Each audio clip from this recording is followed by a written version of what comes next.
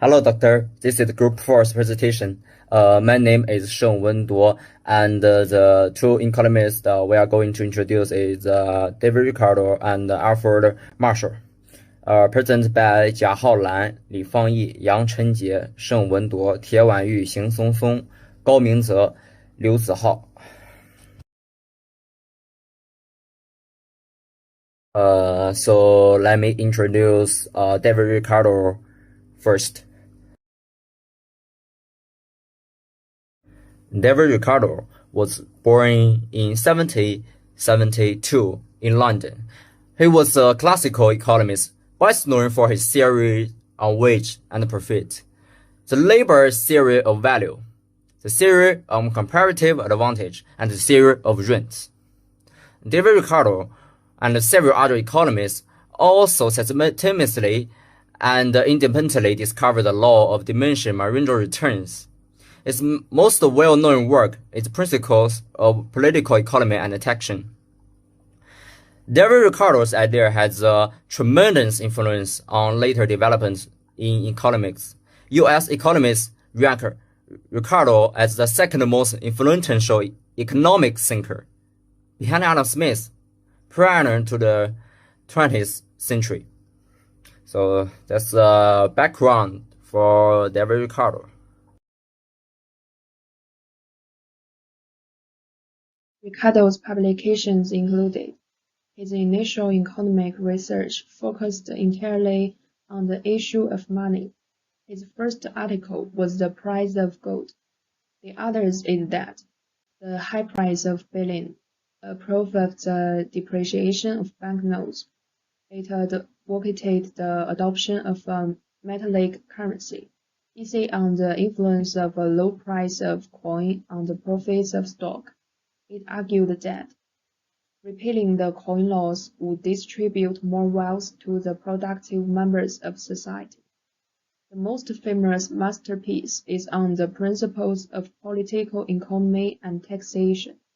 Ricardo's theory showed that when a country chooses between production and trade, it can still gain advantages by focusing on producing goods with less resources, even if the country has no absolute advantage in such goods. This enables countries with absolute advantages or no absolute advantages in a variety of commodities to still benefit from international trade.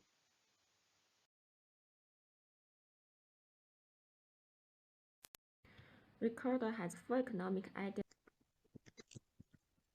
Principles of Economics is a work on economics created by the British economists Alfred Marshall, but first published in 1819. The book Marshall not only uses the production cost theory to solve the concepts of military analysis and psychology and discuss the supply side of price, but also discuss it according to the law of demanding military utility of the military utility school.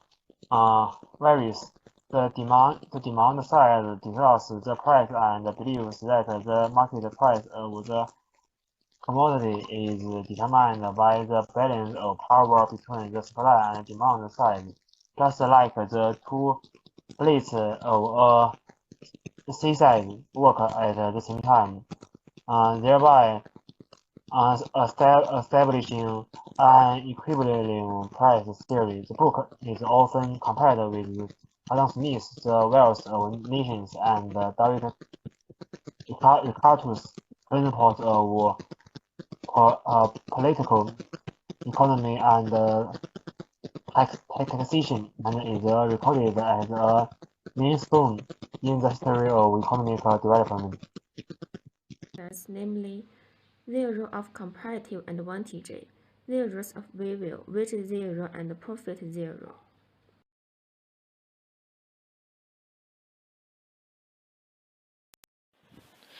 In his analysis of the zero of comparative advantage, Ricardo gave labor an important place, beginning with his principles of political, economic, and taxation by studying that the value of a good or the quality of any other goods exchanged for it depends on the relative amounts of labor required to produce it.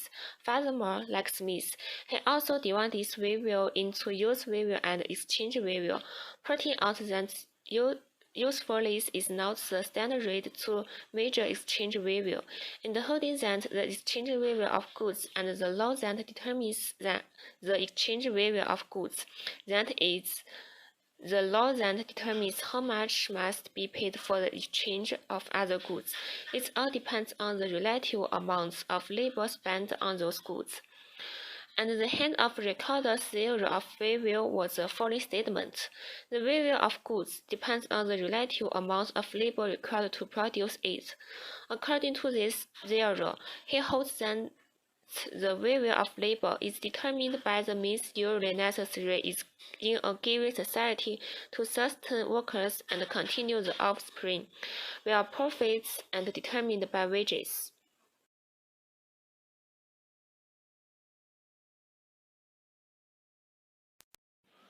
Ricardo believed that the ability of workers to sustain themselves and provide for their families should not depend on the amount of money in the wages, but on the amount of goods and necessities the money can buy, the real purchasing power of money. In Ricardo's essay on profit, he wrote, "Profit depends on the level of wages, which depend on the price of necessity of life, and the price of necessity of life depends on the price of food."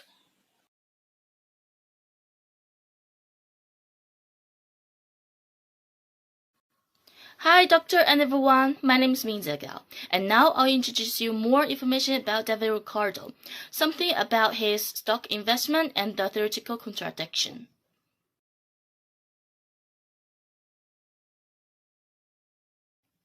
There are two contradictions in Ricardo's value theory. The first contradiction refers to the difference between labor and labor force.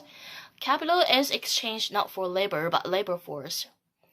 In the process of exchange with labor force, it allows the principle of equivalent exchange. But labor can produce value beyond its own value, which is surplus value.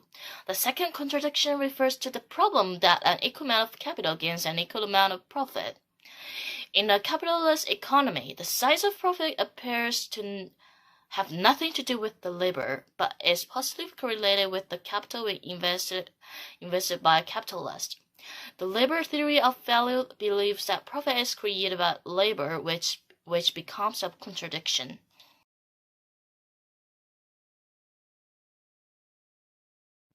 David Ricardo is really good at investment. When he was 21, he broke up with his family over love and faith and left home with 800 pounds. However, he became a millionaire at the age of 26 with his past investment experience and accumulation.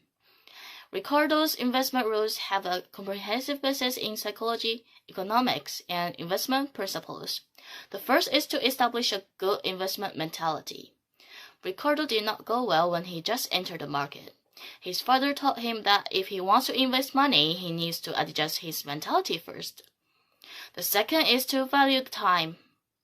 He said that labor was a commodity and had value in itself, and the value of labor was wages. The third is to emphasize capital accumulation. Investment requires investors to save their own consumption and capital accumulation. Without a certain amount of capital accumulation, large-scale wealth growth is difficult to achieve. Finally, take advantages of trend following. Be a sharp judge of price trends. Sell as soon as they start to fall, and hold as soon as they rise until they reach their peak and fall back. Thank you for watching our presentation on David Ricardo. And let's welcome to have our other group members to introduce you to Alfred Marshall. Let's talk about the second economics we choose, Alfred Marshall. So let's start with his background. Alfred Marshall, the 26th of July 1842 to the 13th of July 1924, He was born in London, and he was one of the most influential economics of his time. His book, Principles of Economics, was the dominant economic textbook in England for many years. It brings the ideas of supply and demand, marginal utility, and the cost of production into a coherent whole. He is known as one of the founders of neoclassical economics. Although Marshall took economics to a more mathematically rigorous level, he did not want mathematics to overshadow economics and thus make economics relevant to the layman.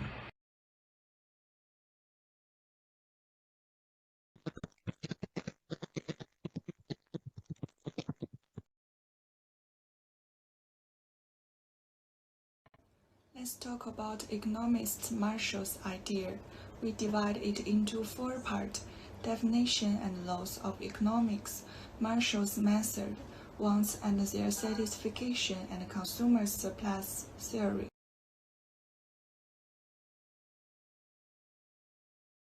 First, definition and laws of economics.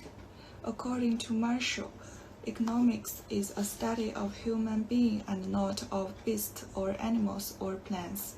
It deals with the economic aspect of man and not social or political or regular aspect of his life. It explains their ordinary business of life, which consists of earning and spending money for the satisfaction of their necessities of life like food, clothing, and shelters.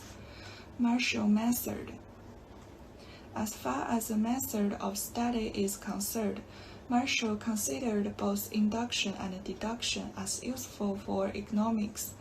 Induction and deduction are both needed for scientific thought, as the left and right foot are both needed for walking and their satisfaction. He has given primary importance to man and secondary importance of wealth. Finally, consumer surplus theory. According to him, the excess of price which he would be willing to pay rather than go without the thing over that which he actually does pay is an economic measure of this surplus satisfaction. It may be called consumer surplus.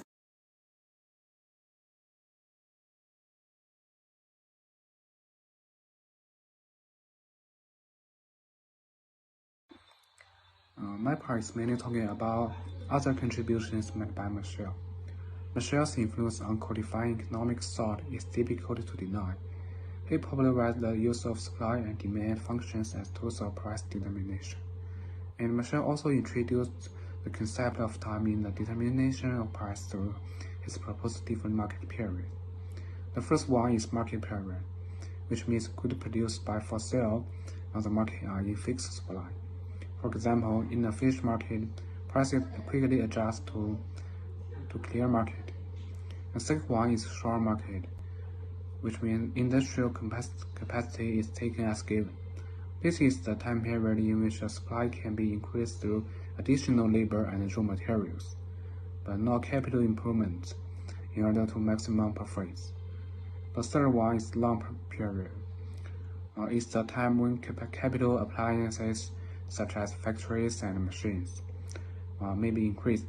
Profit maximizing equilibrium determines both industrial capacity and the level of which it is operating.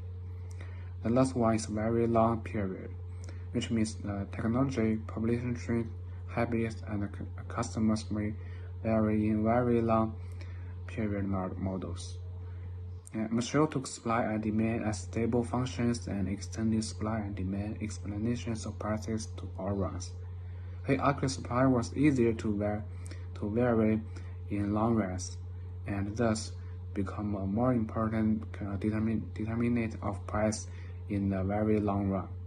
Marshall's economics was advertised as extensions and refinements of work of Adam Smith, David Ricardo, Thomas Robert Malthus, and John Stuart Mill. But he extended economics away from its classical focus on the market economy and instead popularized it as a study of human behavior. He downplayed the contributions of certain other economists to his work, such as Leon Vargas and Wilfredo Pareto, and only gradually acknowledged in the influence of William Stanley Jevons.